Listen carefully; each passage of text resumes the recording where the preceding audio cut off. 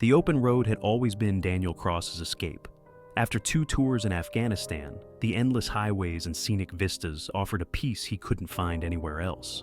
His Harley-Davidson roared beneath him, the wind rushing past as he made his way through the remote stretches of the Midwest.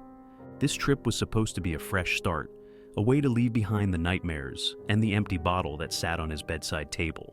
But on the 3rd day of his journey, the peaceful hum of the road turned into something far darker. Daniel had stopped at a small, run-down diner off a quiet highway to grab a coffee and stretch his legs. The place was nearly empty, save for a group of bikers in the corner, their leather jackets emblazoned with a skull engulfed in flames. He didn't pay them much attention until he overheard snippets of their conversation. "Did you see him drop, right between the eyes?" One of them laughed, clinking his beer against another's. "Hell of a shot," another replied. Daniel froze, his military instincts kicking in. He had heard plenty of dark talk in his time, but this felt different, too specific, too real. He glanced toward the bikers, and one of them caught his eye. The man's smile faded, replaced with a cold, assessing glare.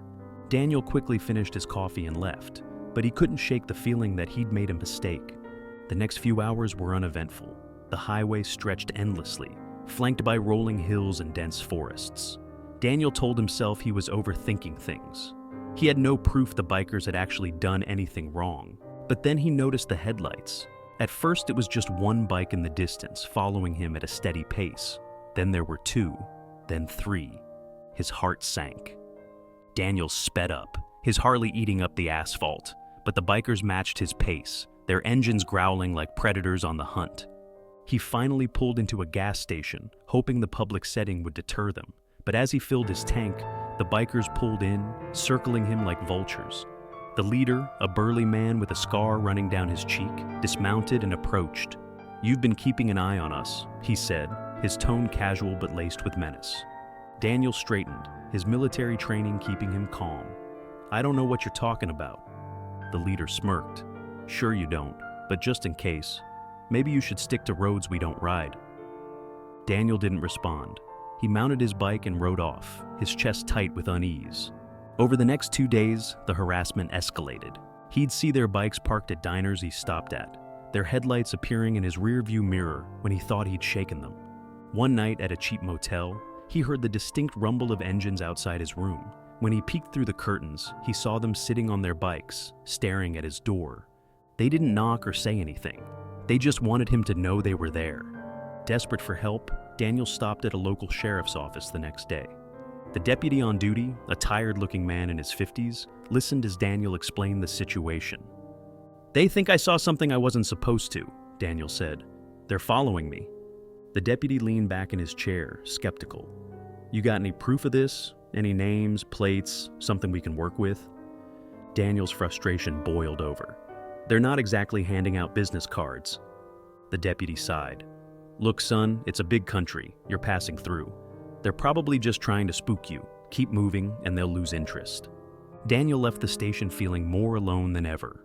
That night, on a desolate stretch of highway, Daniel noticed the headlights again.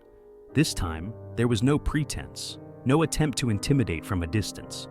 The bikes surrounded him, forcing him to slow down. He pulled over, his heart pounding, and dismounted his Harley, standing his ground as the gang encircled him. The leader dismounted, his scar catching the moonlight. "I told you to stay off our roads," he said, his voice calm, almost amused. Daniel didn't flinch. "I'm not looking for trouble, just let me go." The leader chuckled. "See, that's the thing, you already found trouble." The next morning, a trucker spotted Daniel's Harley on the side of the road, its engine cold, the key still in the ignition. There was no sign of Daniel. The police launched a search, but no leads surfaced. His duffel bag, wallet, and phone were untouched, as if he had simply vanished into thin air. Weeks later, a roadside memorial appeared, adorned with a small American flag and a pair of dog tags someone had left behind.